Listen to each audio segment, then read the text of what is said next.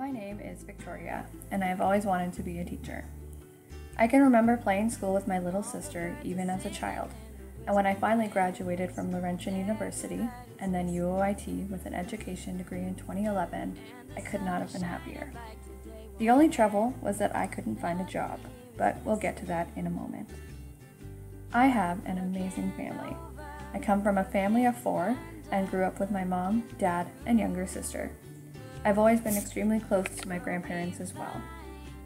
4 years ago, I met the love of my life, and soon after, we rescued a kitten whom we named Simba. I suppose now my family has grown. I play the guitar, and I love to sing. I love volleyball.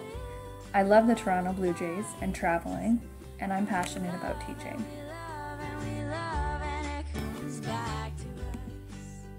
I applied for at least 100 teaching positions in 2011 and couldn't even get an interview. Quickly, I realized that I needed to be willing to go anywhere if I wanted to teach. Trust me when I say that I went anywhere. In August, I packed up my belongings and moved up to Canada's Arctic, where I spent the first 3 years of my teaching career. I worked in an Aboriginal community of 600 people teaching high school English and art, and although I got off to a rocky start, I ended up loving every minute of it.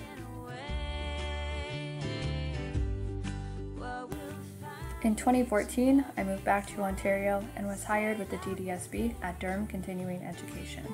Since then, I have found work at Brooklyn High School and Durham College. Working in the North and then again in an area of extreme poverty has taught me much about mental health, and I've taken a real interest in trying to educate myself and my colleagues in these areas.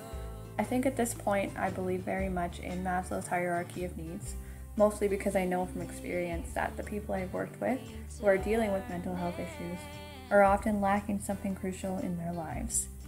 In the North, it was often basic physiological needs like a warm bed or breakfast.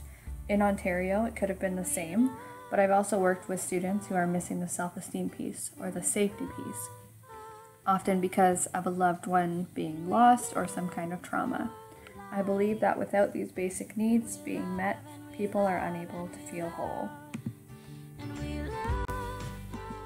I also believe in what's recently become known as positive psychology, or the idea that we can build personal happiness within ourselves by finding the better pieces of ourselves and our lives rather than focusing on what's wrong.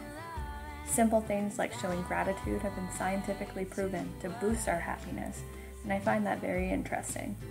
I try to use this theory in my classrooms and have had great success creating a positive atmosphere and helping students find their own personal happiness as well.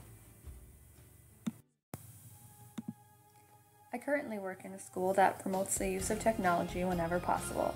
While I do find technology beneficial in education, I sometimes feel that we are using technology simply for the sake of using technology. Personally, I use Facebook as a social media outlet, but I avoid most others because I find social media is really depressing and negative, though it can be a great way to keep in touch. Family members, for me, are pretty much the same.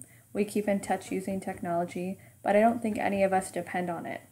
I know that having a smartphone, for example, has certainly made things easier and more accessible for me, but I'm often criticized by my friends for being that person that doesn't text back.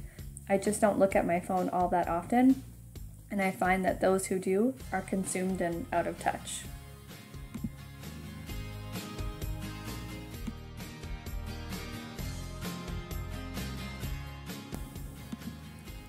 When teaching in the North, I learned something that I found very unsettling.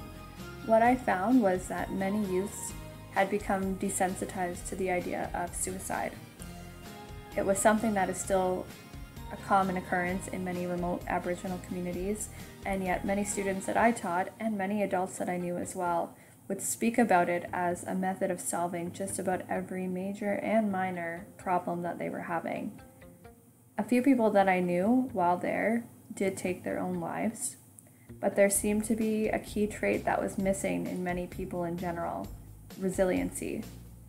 I have found that students in the South lack resiliency at times as well, perhaps not quite to the same significance, but I'm curious in general about why this is and how we as teachers can change this. That's me. Thank you for listening.